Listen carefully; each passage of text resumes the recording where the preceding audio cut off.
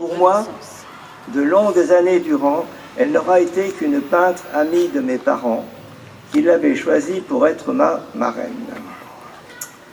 Marie-Thérèse et ma mère ne m'ont jamais dit qu'elles étaient cousines germaines, qu'elles avaient grandi ensemble à Saint-Quay-Portrieux, en Bretagne-Nord, puis à Paris, et partagé les mêmes épreuves pendant la guerre. Pourquoi un tel silence? Excessive pudeur? Trop grande modestie? Je ne le saurai sans doute jamais. Le voile a commencé à se lever sur ce passé commun le jour où je me suis décidé à me séparer d'un tableau de ma marraine, une marine qui dormait dans mon sous-sol depuis 30 ans, depuis la mort de mon père. Pour ma mère et pour Marie-Thérèse Auffray, la mer et les plages de Saint-Quay-Portrieux auront été leur premier terrain de jeu. Marie-Thérèse Auffray a d'abord peint des marines.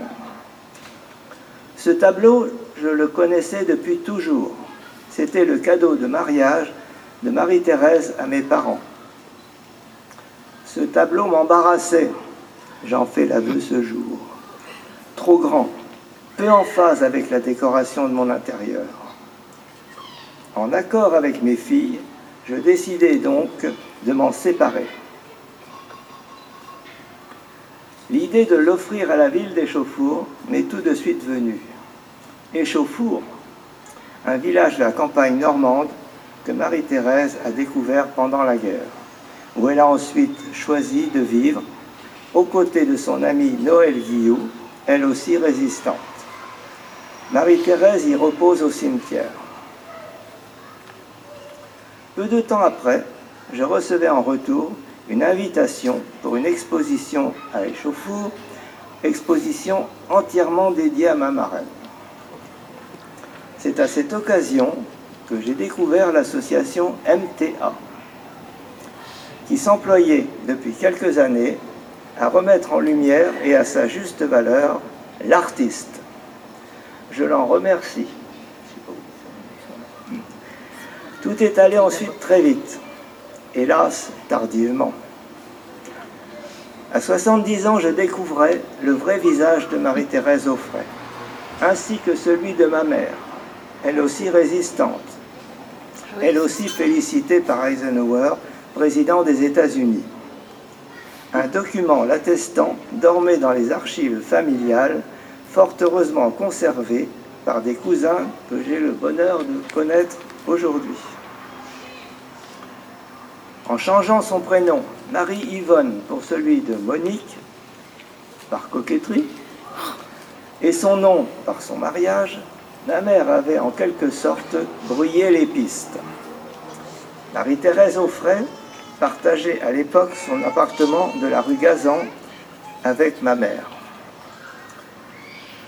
Mais elle ne manquait pas pour autant d'humour. Non contente d'exfiltrer des aviateurs australiens et américains, elle s'amusait dans le métro à découper des morceaux d'uniformes ennemis pour réaliser des patchworks. Étant aujourd'hui le porte-parole de toute cette famille recomposée autour de Marie-Thérèse Auffray, je me dois de conclure en soulignant qu'à travers les honneurs qui lui sont rendus en cette fin d'après-midi, c'est bien sûr de la fierté que nous éprouvons, mais surtout une poignante et vive émotion. Dans ce jardin, qui sera notre jardin à tous, Paris honore aujourd'hui Marie-Thérèse Auffray.